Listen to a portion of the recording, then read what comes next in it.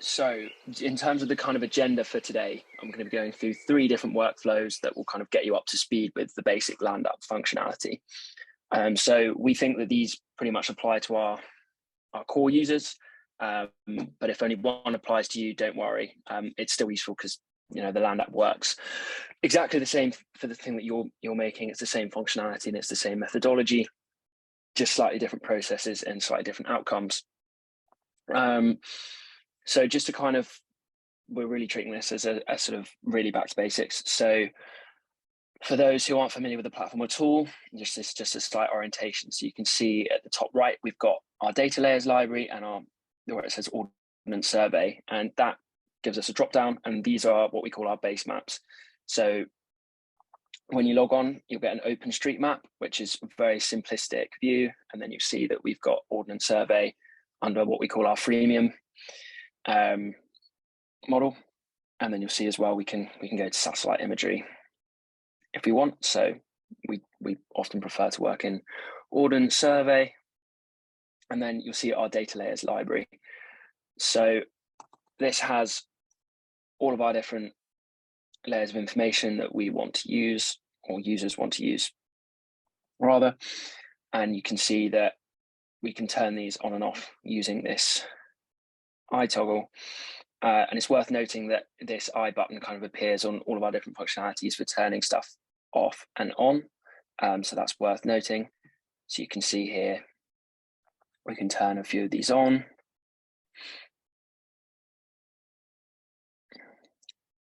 Say geology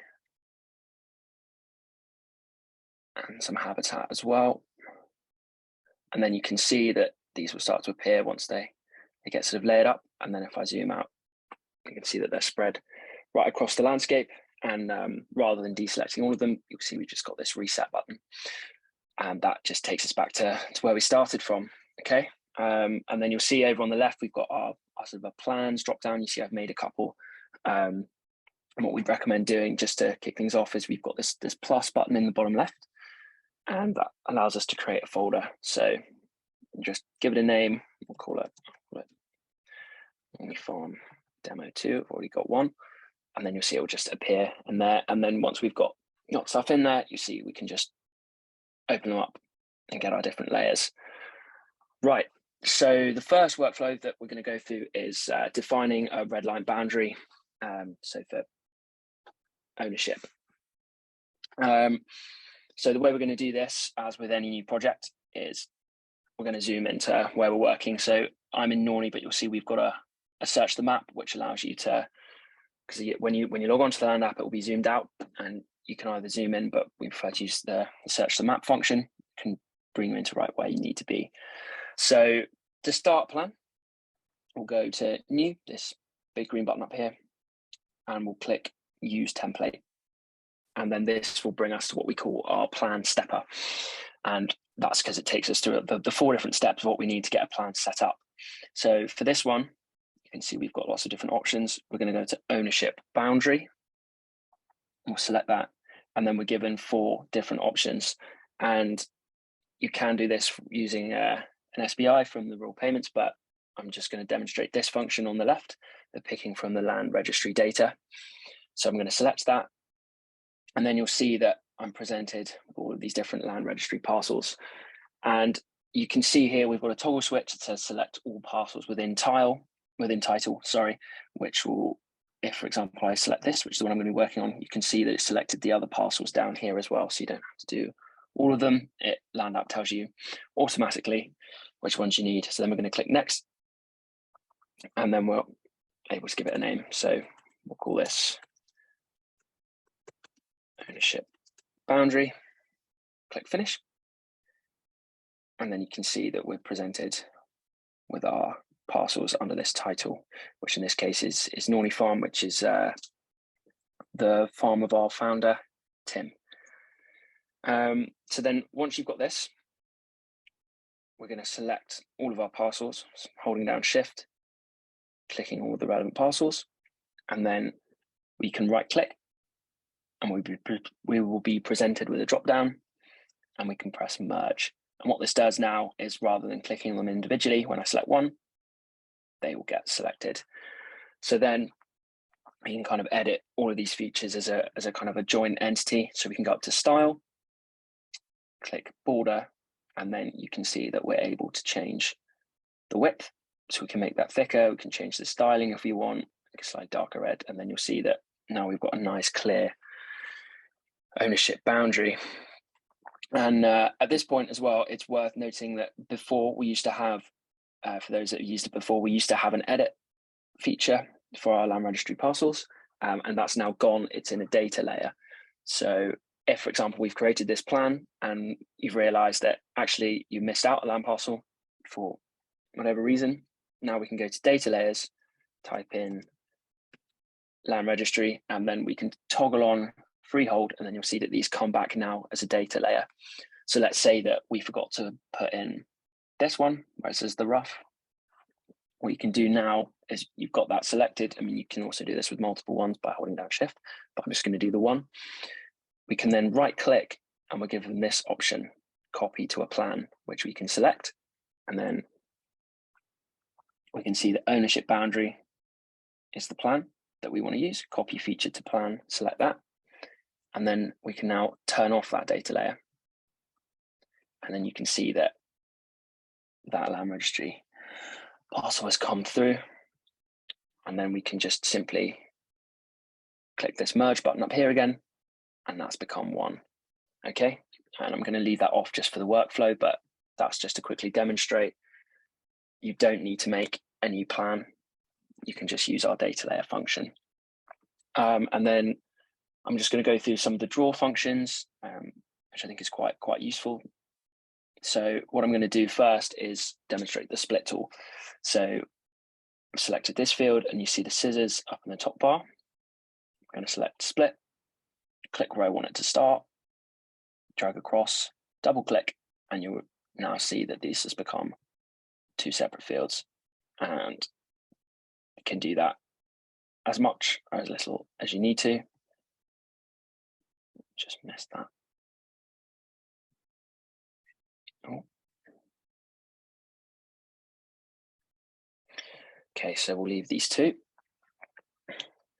And just to show how you can kind of designate these different parcels. So once you click on a field, you'll see each one has its own kind of right-hand panel with various bits of information in it, perimeter, area, etc. And you can see that if you're used to working in acres or meters squared rather than hectares, that's an option for you to view. So it's quite customizable depending on your preference and your experience. And here I'm just going to demonstrate a bit of styling. So if you want these features to stand out, you can change the opacity and give it a different color. So that is now blue, and we can give it a pattern just to kind of make our mapping a bit clearer, a bit more fluid. Do the same for this one. Can make it as dark or as light as we need to using the opacity feature.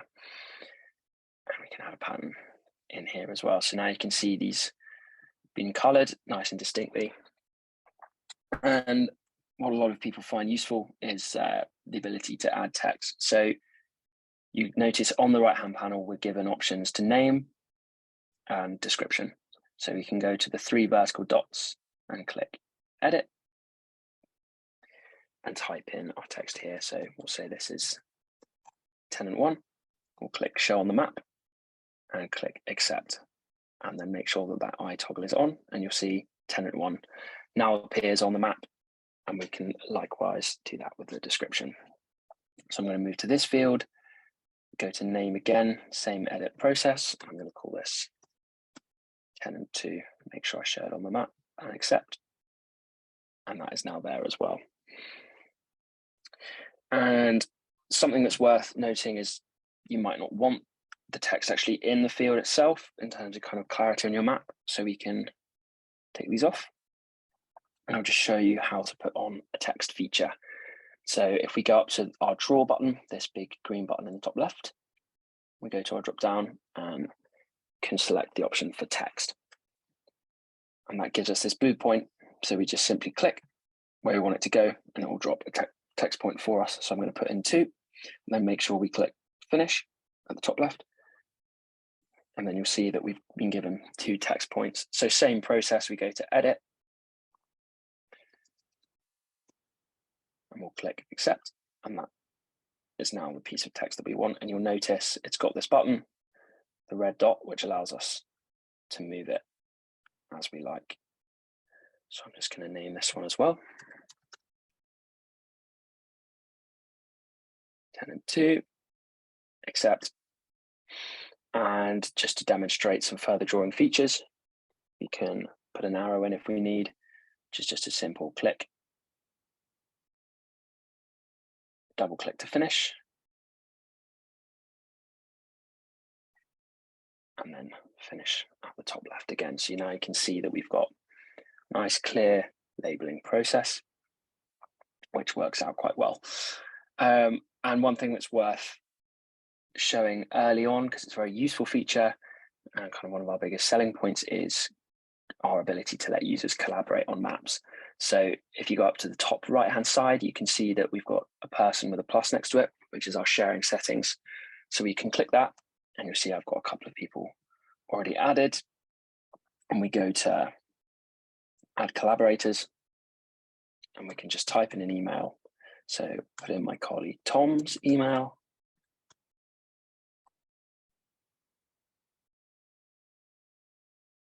And you can see I can edit the permission type. So at the moment, he'd only be able to just view that and wouldn't be able to make any changes. But I could also make him an editor where he could change, or a publisher, which in turn allows him to share as well as edit. So I'm going to make him a publisher, click add viewer.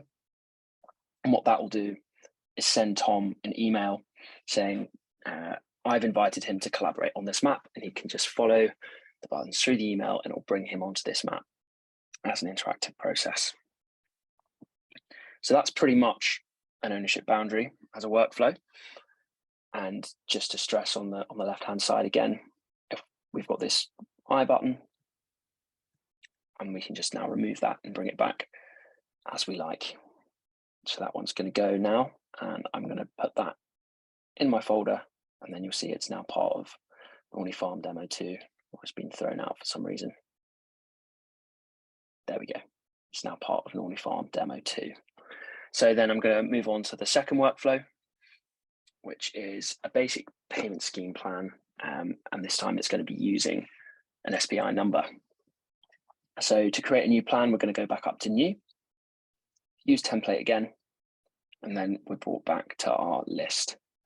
So you can see lots of different options again, but our one that we want is at the top. It's here, it's basic payment scheme. So what we're going to do, select that, and then we're brought back to our 4 different options. So this time, because we're entering an SPI, we're going to go import from rural payments, select that, and then we're brought to this page here where you can see we can enter our SPI. So I'm going to put in the SPI of Tim's Farm, the one that I was just working on.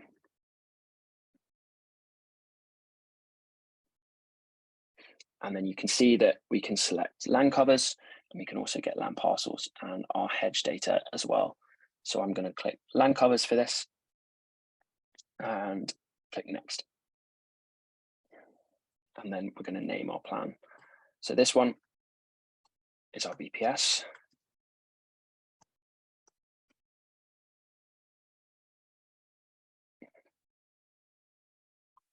I'm going to click finish. And now you can see that it's imported the boundary data for Norney Farm. And it's just worth noting at this point that advisors can use this feature for their clients. But if you're not already a named agent, we suggest you ask their permission first. So it's also worth pointing out here that LandApp does a lot of the BPS work for you. You can see if I click here on the right, it's already got it as permanent grassland. And down here, it's already got this as woodland.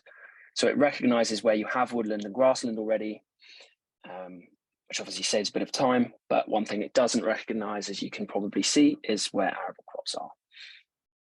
So that's where this kind of workflow becomes important. So you can add these crop types in a kind of color by numbers. It's quite sort of a manual process, but you'll see we can click on a field, and as before, we've got this right-hand panel on the side, and we can go up to change under assign use. And you'll see here now in the right-hand side, it's given us a list of features relevant to BPS that we want to select. So I'm going to go into arable crops, and let's say that this is carrot. You'll see that it's now changed the color and changed designation at the top, and it's arable land in the description. So one thing that is worth noting in terms of the styling is you can change the style if you want, but the colors that Land App assigns are the ones that DEFRA use. So if you are submitting this, it's recommended that you probably don't mess with the color scheme. So I'll just assign a few more just for the purposes of showing you. So we'll call this one buckwheat. And we can make this one, or split. I'll show you the split tool again. So if that field's too large, we can split. And actually you want the bottom half to be a different crop, then we can easily change, and you can see that color scheme and the designations have changed. And one thing that is worth noting is you don't have to do sort of field by field, especially if you're working on a really large area. For those of you working on larger farms, you can select fields together. So it's now got selected 2 features, as you can see, and we can change those in bulk. So actually, let's say that these 2 were basil and I got that wrong. Now they've both changed. And you can see here how the color scheme, sometimes that isn't ideal. But again, if it's being submitted, it's worth probably not changing. And just to show you the base map in action here as well, if you want to view it in satellite, for example, give you a bit more kind of perspective of the land that you're working on rather than just that very flat sort of 2D type map, then you can simply change to one of our satellite drop-down options and get it in a different perspective, and then simply change it back. So a couple of other functionalities I'm going to walk you through are particularly useful in this process, one of which is creating a buffer. So let's say top left field, this one here, this buckwheat, we're growing buckwheat, but actually we want to put in a buffer. You can go up to our top toolbar and you'll see the square with this sort of dotted square around it, our buffer tool. And we simply select that and it zooms us into our field. And you'll see you're given lots of options in this toggle switch. So side 1, just to walk you through it, creates a buffer on the outside. Side 2 will create a buffer on the inside, and this can be changed manually according to your kind of plan and desires. So this now is 8 meters wide consistently, and you'll see we're also given the option for rounded corners, just to get a little bit of kind of a slightly realer sense of what it might look like. And one crucial thing that is really important to note is this subtract tool. So we've always got to make sure we press subtract, because what that will do, as you can see, is it will now cut that shape out of the field, and this stops the area getting double counted. So when you go and look at your data in kind of a table format later on, you'll make sure that the land amount is correct. And then we can simply select this buffer and assign it a use. So let's say we want land lying fallow buffer. We can assign that, and we've created that buffer nice and simply. And another thing to note as well is you don't have to always, obviously you don't always want a buffer going all the way around the field. So there's an alternative way of just say we just want a buffer at the end of this purple field here. That is also an option we can do. So we can go to our line tool, and you'll notice the blue dot snaps to the line that it's nearest to, which allows you to trace it with no difficulty. So you can see I've clicked once, and I'm just dragging my mouse around and it snaps to that shape, and then double click to finish. And then we click finish at the top. And now you can see that we've got this line. And once you've drawn it, it will stay selected. But it's worth noting that if you click off, it can be quite hard to sort of click back on. So obviously you can zoom in and do that manually, but it's worth showing you an alternative way of doing this. So if we go into our basic payment scheme folder on the left-hand side, you can see it's highlighted in yellow, and we click that drop down, it shows us the land parcels that we're working with. And it's in this field, so we're going to click on it, and you'll see that it's the second one down has been highlighted. And depending on the field you click, that's the one that's highlighted accordingly in the left. So we know that's the LAN pass we're working in. So we can click on that folder icon again, and we get this sort of sub drop down, and you can see these are the different elements we've got going on. And you'll notice we've got line, which is the line we just drew. So we can click that, and that's now highlighted for you. So then what we can do once that line is highlighted, we go back up to the buffer tool, and it zooms us in. We simply click side 2, and you'll see that it's created a buffer. So we'll click subtract, and that buffer is now in that corner, exactly where we wanted it. And we can simply assign that as before, and we've just got a buffer. I appreciate that's quite randomly drawn, but just to show you the kind of functionality of the tool. And then if you want that red line now gone, you don't want it on your map, we simply go back to the line, and we've got this eye tool. So we can just toggle that on and off, and that's now gone from your plan. And then simply re-click the folders to get rid of the drop down to keep your workflow kind of nice and clean. And yep, just to re-emphasize, it's really important, that subtract feature. And now just to kind of go through some more of the drawing features, I think they're quite useful. Again, this is quite arbitrary, but it's just really to kind of show you the features. If we want to draw, say, a circle, we can select that from the draw, click to start, and then just drag out. So we can put that in. And then you'll notice that once we click finish, that has now been selected in that field. And when you're drawing alternative shapes, remember the subtract tool. So we go back up to the buffer, and you can see subtract, but we're not actually creating a buffer. We just need to subtract it. So we'll click that, click OK, and you can see again, it's now been cut out so it doesn't get double counted. And then we can simply assign that. So not that you would put a pond here, but again, just for functionality's sake, that's now been assigned as part of the landscape. And that's pretty much it. There's just a couple more things to walk you through. One of the big ones is our table view, which a lot of our users find very useful. So if you want to kind of see this in a bit more granularity and see areas for kind of potential claims, etc., what we can do is we can go up to these 3 vertical dots on the plan that we want. So in this case, our BPS, click that, and you'll see table view in the drop down. So we select that, and this kind of puts our map into numbers for us. In terms of eligible area, you can see that it's worked that out for us automatically. Oh, I've gone back. And our different crop designations, our land use codes, and our descriptions and perimeters, etc.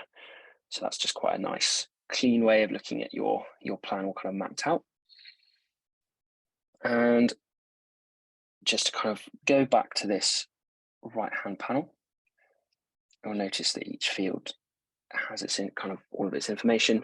And just to show you a little bit further, if you need to kind of reference an individual field, for example, we can click this button at the bottom, coordinates, and that takes us into kind of a further kind of information point. And you can see that we've got our national grid field number, grid reference, latitude, longitude, and our 3 words just here, which a lot of our users find useful. And then we've got the option to copy those, it's that button on the side, and then we can toggle on this geometric center point as well, if that's required.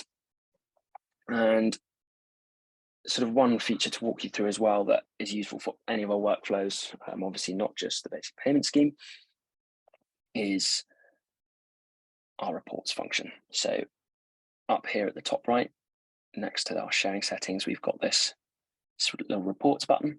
So we can click that, and it brings us into our, I'm just going to remove that one, it's one from earlier, into our reports section. So here, I can do one for data layers. So this will be the view that you see. We simply go create report, and for this one, it's our basic payment scheme demo for Norney Farm. So we're going to click next, and then you'll see these are all the different data layers that are available on the map. So we can select the categories that we want to view. So landscape, historic, geology, designations, and water, for example. And we'll click next, give it a name, select done. And then you'll see that it will start generating your report, which can take up to a minute. So we'll just wait for that one to come through. That's quite a nice way of viewing some of the data. And then you see it starting to load. And it's now there. So you can see it's analyzed 45 data layers, and it's used a total area of 33.79 hectares. So I can now click this green arrow to drop down, and this will give us initially the list of all the ones that we've got results. You can see the percentage of area that's in a green belt, for example. And just to kind of walk you through these, see our habitats, for example, and you can see it gives us the data source, so from Natural England for the habitat, for example, Ordnance Survey for the landscape. And then you'll see we'll get this no results column. So the ones that it didn't, not relevant. So for example, no national parks, of course. And that's just a nice clean way of getting some really kind of granular data analysis of our plan. So then we can just go back to map. And it's worth demonstrating as well, I forgot, if we go back to table view, this arrow at the top right allows you to export to Excel, so it doesn't have to stay within LandApp. So you simply click that and it will just download nice and cleanly for you. And the last thing to demonstrate in this workflow is our print function. Now, this again isn't specific to this workflow. It's just one of our features for all LandApp users, regardless of what you're using it for, and it's probably one of our most commonly used features, and that's print.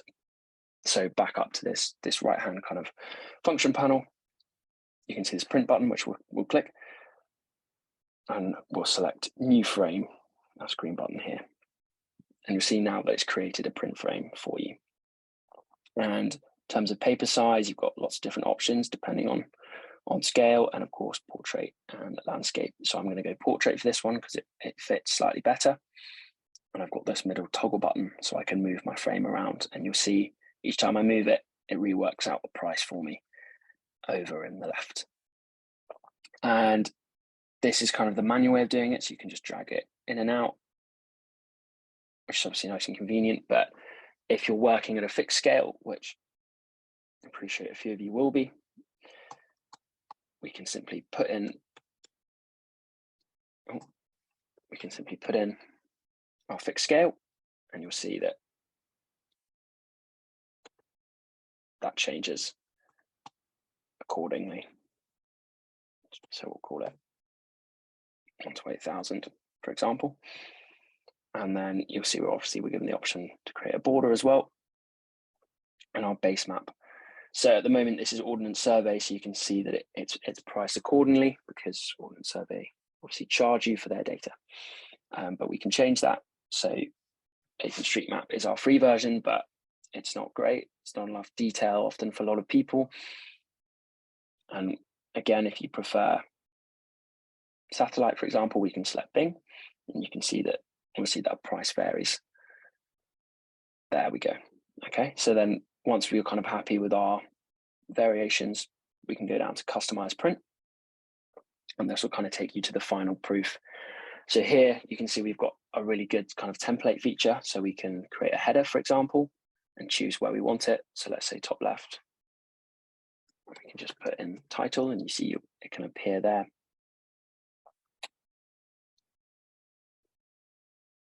And the same with a footer or a logo if you're working for kind of a company and you want that on there.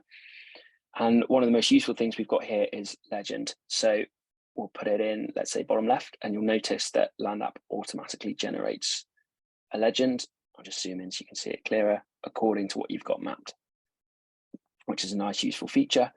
And if you want to go even further, you'll see that we can edit our legend, and you've got the option to create new if you want and save the changes, which a lot of our users find quite helpful. And then we've got the option to change our base map. So if we want our colors to stand out more, we can go grayscale, and you can see that in the background, our Ordnance Survey map has been grayed out so that our map is nice and sort of clean and easy to view. So then we can go to Buy Now and put in our relevant stuff and simply Buy Now.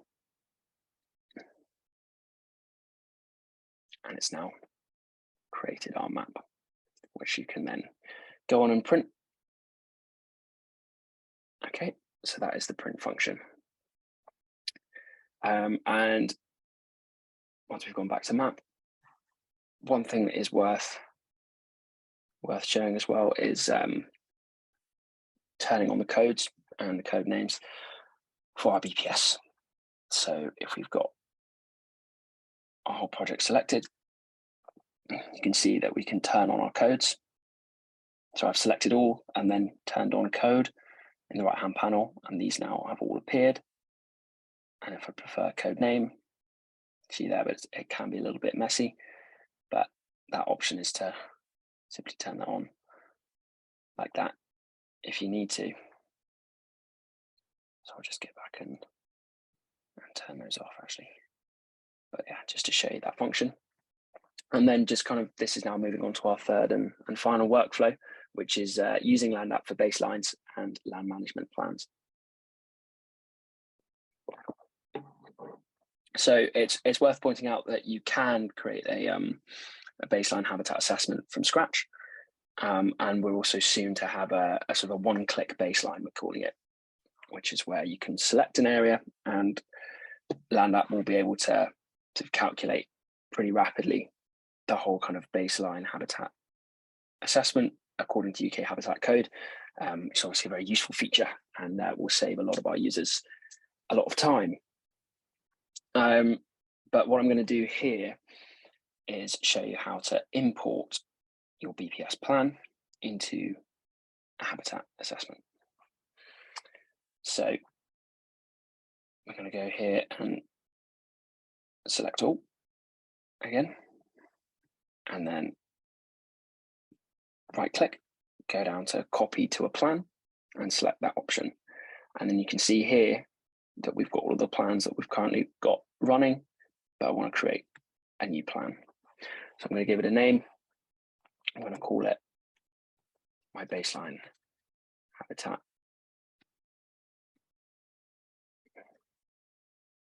assessment. And then I'm given the option to scroll down and the kind of plan format that I want to create. So I want to create a baseline habitat assessment. So I'm going to create that, select that, sorry, and then press create new plan. And then you can see now it's appeared here. So I'm just going to turn off my basic payment scheme. And you can see now our baseline habitat has been created and LandApp has already done the habitat analysis for you. So here we've got legume-rich ley, for example, other cereal crops, and then we can see in our buffers, arable and horticulture, for example. And then here, grassland. So it's just worth explaining that what we're doing here is we're using UK habitat classification, which for those of you that don't know is sort of the common language of ecologists. It's a hierarchical system for UK habitat types with primary and secondary classification codes. So you can see here, for example, if we go down to this information panel, we've got our primary habitat code of G and the option to add a secondary code if we need. So I'm just going to walk you through that process now. So we know this is grassland, but that's not actually useful enough in terms of a habitat assessment. It's not enough kind of granularity. So we know it's grassland, but if we've got our ecologists doing our kind of ground truthing, they've come back and they've said that actually, well, it's calcareous grassland, and you already know that because of your survey. So that's actually G2. So we select that, and that's now been mapped accordingly. And then we can kind of edit this to make this kind of accurate and bespoke. So let's say, for example, that we know that the bottom half of the field is slightly different. We can kind of split that and you'll see that that's slightly different. So you will notice that we're able to add our condition score as well as our secondary code, which I'll demonstrate now. So let's say that the top bit, we know, yes, it's G2, and actually it's in fairly good condition. That's now been assigned, and we can make that appear using our eye toggle. Okay, but actually down here, it's actually moderate. Then same again, that's now been assigned, and we can view that if we need to. Okay, and again, up here, I'll just turn off that condition score. I'm just going to demonstrate the secondary code feature. So actually we know that up there, it's been grazed by sheep. So we can put in the code for that, select that, and that's now been assigned down here, you can see. So when we turn that on, we've got our code, we can now see actually we've got quite a lot of detail here. That's G260. So we've got our calcareous grassland, and it's actually sheep grazed. And you can do that for all the relevant fields.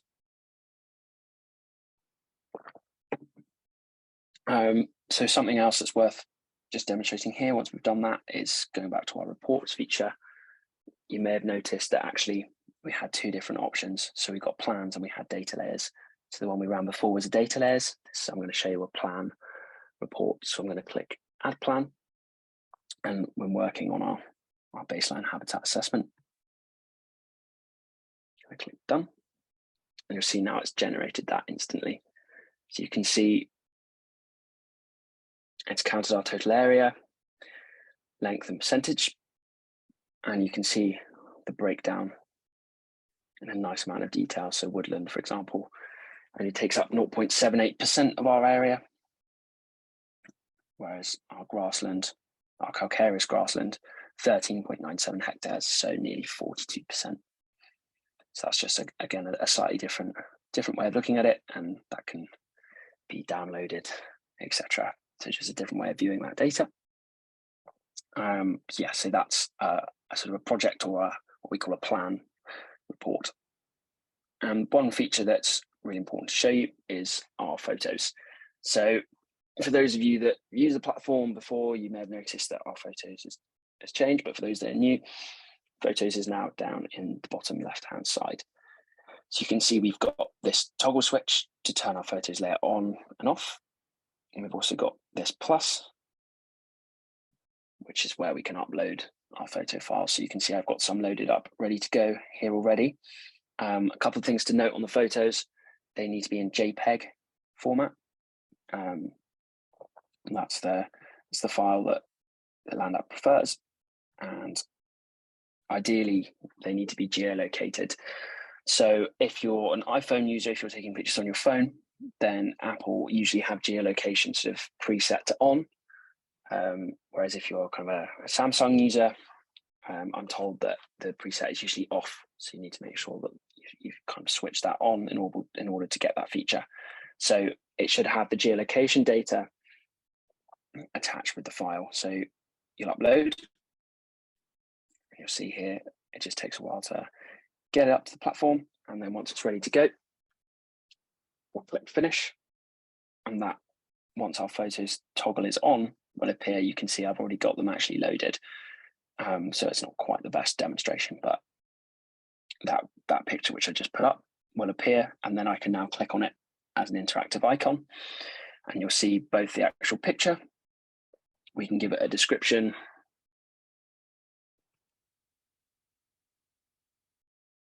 For example, and that's now there as reference, taken by me, as you can see, the date it was taken on. So we've got that, and then again,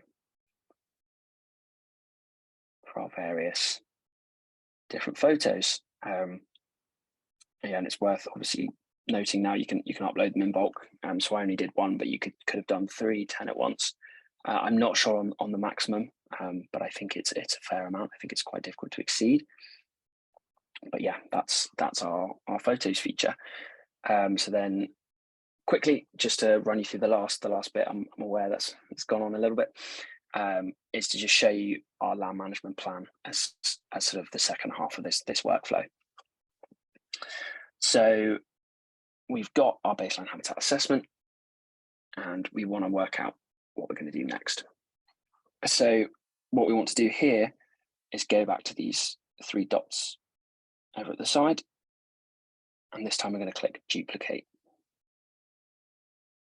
And we're going to duplicate it into a land management plan. So we're going to select land management plan just below baseline habitat assessment. I'm going to give this a name. I'm going to call this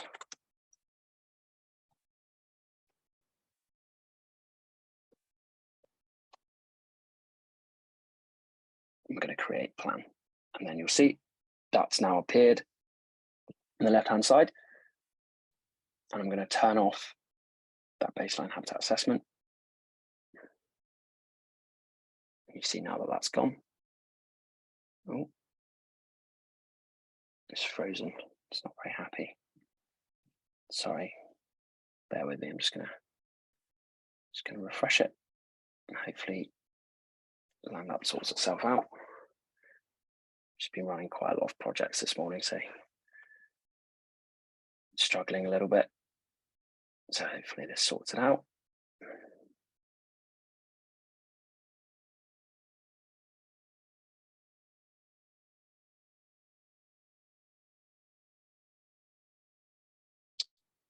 Apologies for this. It's taking its time.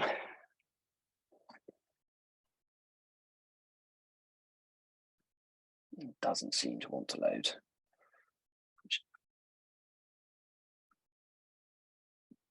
Bear with me, I will try in another browser. See if I can get it back up. Seems to have very much frozen.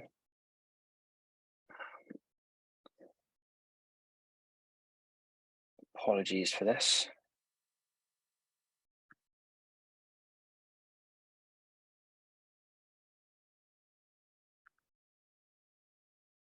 There we go. It's back. Cool.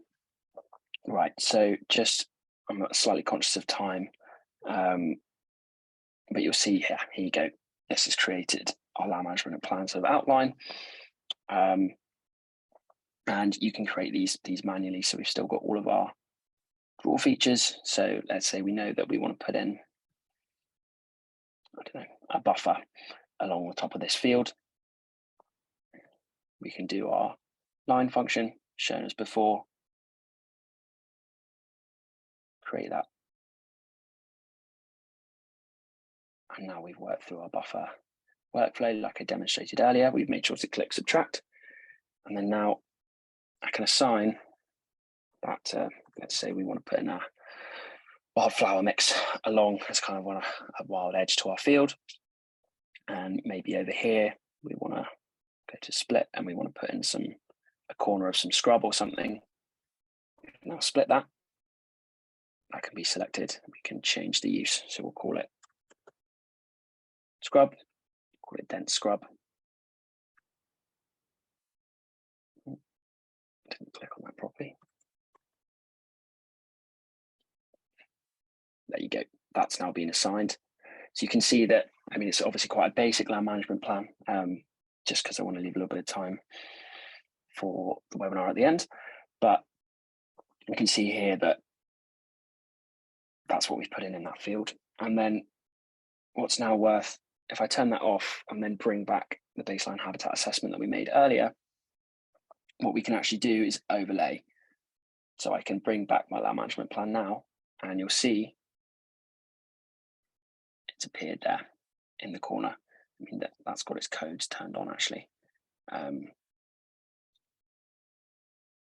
it's also still got the secondary code, so we'll remove that. And then you can see now that's dense scrub as part of our plan. This is our sort of our border with our wildflower mix in there. And yeah, we can just turn that LMP, our land management plan, on and off according to how we want to use it. If we want to add, we can get rid of the baseline habitat assessment drawn with a bit more kind of ease. And then if we want to see our just our management plan, for example, that can go. And if we want to get a bit more of that context, for example, we can see it in that satellite context again. So we can see exactly where that patch of scrub and where those flowers might run along that woodland line, for example. Yeah, and that's pretty much the end of that workflow, actually. Just worth, again, pointing out, if that print function is there, and particularly with our management plans, often it's great to just add a collaborator if you're working with multiple people on that plan. So as I demonstrated before, you can give them that editor permission, that read permission, or that publisher permission. And yeah, that is the end of the workflow, really. So that's kind of our three basic kind of what we call our core workflows. So hopefully that was useful for those of you that aren't familiar with the platform or just wanted a bit of a refresher. And yeah, I'm just up for questions. So I don't know if anyone's got any. I can't see any in the Q&A, but do feel free to pass them on.